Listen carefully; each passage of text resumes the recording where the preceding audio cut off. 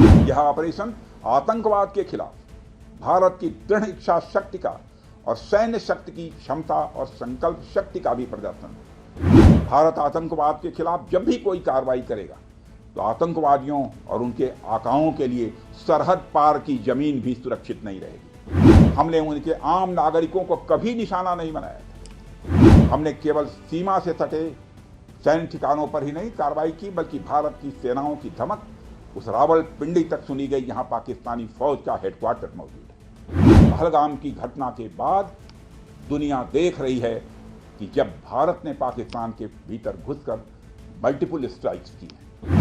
आतंकवाद के खिलाफ जीरो टॉलरेंस की नीति पर चलते हुए हमारे यशस्वी प्रधानमंत्री श्री नरेंद्र मोदी ने स्पष्ट कर दिया है, यह नया भारत है जो आतंक के खिलाफ सरहद के इस पार और उस पार दोनों तरफ प्रभावी कार्रवाई करेगा। यह हमारे प्रधानमंत्री जी ने स्पष्ट रूप से यह संदेश दे दिया।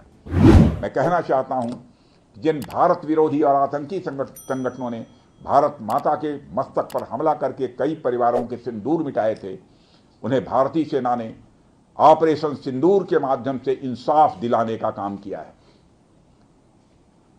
और इसके लिए आज सारा देश भारतीय सेनाओं का अभिनंदन कर रहा है। ऑपरेशन सिंदूर सिर्फ एक सैन्य कार्रवाई भर नहीं है, बल्कि भारत की राजनैतिक, सामाजिक और सामरिक इच्छा शक्ति का प्रतीक है। यह ऑपरेशन आतंकवाद के खिलाफ भारत की दृढ़ इच्छा शक्ति का और सैन्य शक्ति की क्षमता और संकल्प शक्ति का भी प्रदर्शन है। हमने दिखाया है, भारत आतंकवाद के खिलाफ जब भी कोई कार्रवाई करेगा तो आतंकवादियों और उनके आकाओं के लिए सरहद पार की जमीन भी सुरक्षित नहीं रहेगी। भारतीय सेनाओं ने ऑपरेशन सिंदूर को पाकिस्तान में मौजूद आतंकी ढांचा ढहाने के उद्देश्य से लॉन्च किया था। हमने उनके आम नागरिकों को कभी निशाना नहीं बनाया था, मगर पाकिस्तान ने न केवल भारत के नागरिक इलाकों को निशाना बनाया, बल्कि मंदिर, गुरुद्वारा, गिरजाघर पर भी हमले करने का प्रयास किया। भारतीय सेना ने शौर्य और पराक्रम के साथ साथ संयम का भी परिचय देते हुए पाकिस्तान के अन्य ठिकानों पर भी प्रहार करके करारा जवाब दिया है। हमने केवल सीमा से सटे सैन्य ठिकानों पर ही नहीं कार्रवाई की, बल्कि भारत की सेनाओं की धमक उस रावलपिंडी तक सुनी गई जहां पाकिस्तानी फौज का हेडक्वार्टर मौजूद है। मित्रों, भारत में आतंकवादी घटनाएं करने और कराने का क्या अंजाम होता है, यह पूरे विश्व ने उरी की घटना के बाद देखा, जब हमारी सेना ने पाकिस्तान में घुसकर सर्जिकल स्ट्राइक की। पुलवामा के बाद देखा जब बालाकोट पर एयर स्ट्राइक की गई, और अब पहलगाम की घटना के बाद दुनिया देख रही है कि जब भारत ने पाकिस्तान के भीतर घुसकर मल्टीपल स्ट्राइक्स की हैं। आतंकवाद के खिलाफ जीरो टॉलरेंस की नीति पर चलते हुए हमारे यशस्वी प्रधानमंत्री श्री नरेंद्र मोदी ने स्पष्ट कर दिया है, यह नया भारत है जो आतंक के खिलाफ सरहद के इस पार और उस पार दोनों तरफ प्रभावी कार्रवाई करेगा। यह हमारे प्रधानमंत्री जी ने स्पष्ट रूप से यह संदेश दे दिया। मैं एक बार फिर से BrahMos integration and testing facility centre और इस प्रोजेक्ट में शामिल सभी स्टेक होल्डर्स को हार्दिक बधाई देता हूं।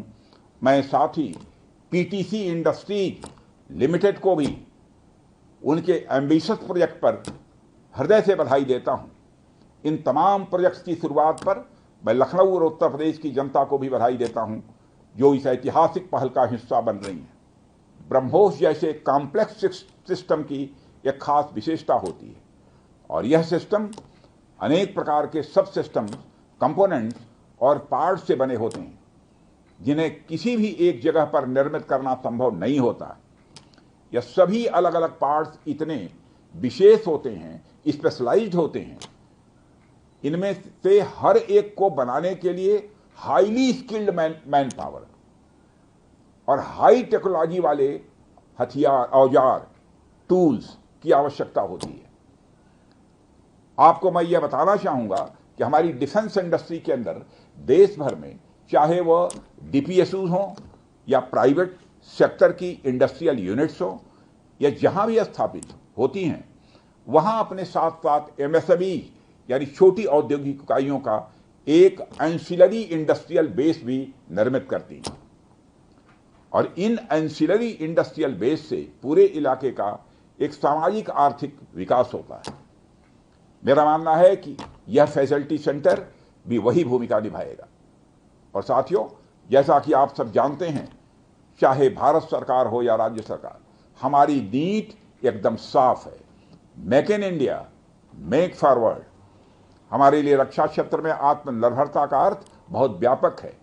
हम इस विचार के साथ आगे बढ़ रहे हैं कि हमें खुद के लिए तो आर्म्स एंड इक्विपमेंट बनाना ही है, साथ ही साथ में पूरी दुनिया को एक्सपोर्ट भी करना है। साथियों, दुनिया की मिलिट्री मार्केट में अपार संभावनाएं हैं। हाल ही में मैं Stockholm International Peace Research Institute की एक रिपोर्ट पढ़ रहा था। उसमें उन्होंने यह बताया है कि वर्ल्ड मिलिट्री एक्सपेंडिचर 2024 में बढ़कर $2,718 बिलियन हो गया है। आप सोचिए, आर्म्स एंड इक्विपमेंट का इतना बड़ा मार्केट हमारी राह देख रहा है। इसलिए हमें बेहद मजबूती से भारत को दुनिया के लिए एक अट्रैक्टिव डिफेंस प्रोडक्ट हब के रूप में विकसित करने की ओर आगे बढ़ना ही होगा। आज का दिन उस विचार की तरफ बढ़ाया गया हमारा एक और ठोस कदम है। इन सारी चीजों ने मिलाकर उत्तर प्रदेश में डेवलपमेंट का एक इकोसिस्टम तैयार किया है। इसी कारण हम उत्तर प्रदेश में डिफेंस कॉरिडोर का भी निर्माण कर पाए। हमने लखनऊ में डिफेंस एक्सपो का भी आयोजन किया। हमने डीआरडीओ के टेस्टिंग सेंटर DTTC की भी स्थापना की। और आज जिस ब्रह्मोस फैसिलिटी का उद्घाटन यहां हो रहा है, इस फैसिलिटी की शुरुआत से ही लगभग 500 डायरेक्ट और 1000 इनडायरेक्ट रोजगार सृजित होंगे। यह भी कहीं न कहीं उस इकोसिस्टम के कारण ही संभव हो पाया है जो श्री योगी आदित्यनाथ जी ने यहां डेवलप किया है। यानी हमारी डबल इंजन की सरकार उत्तर प्रदेश में खेल से लेकर खेत तक, कल्चर से लेकर कनेक्टिविटी तक, पुलिस से लेकर पॉलिसी तक और टेक्नोलॉजी से लेकर टूरिज्म तक हर क्षेत्र में विकास कर रही है। इसलिए मैं उत्तर प्रदेश सरकार को पुनः बधाई देता हूं। हर तरीके से उत्तर प्रदेश और भारत के डेवलपमेंट को लेकर हमारा संकल्प, हमारा समर्पण और हमारी प्रतिबद्धता और भी मजबूत होती जा रही है। साथियों, 11 मई को पोखरण से जो आत्मविश्वास प्रारंभ हुआ था, आज लखनऊ में वह और मजबूत हो रहा है।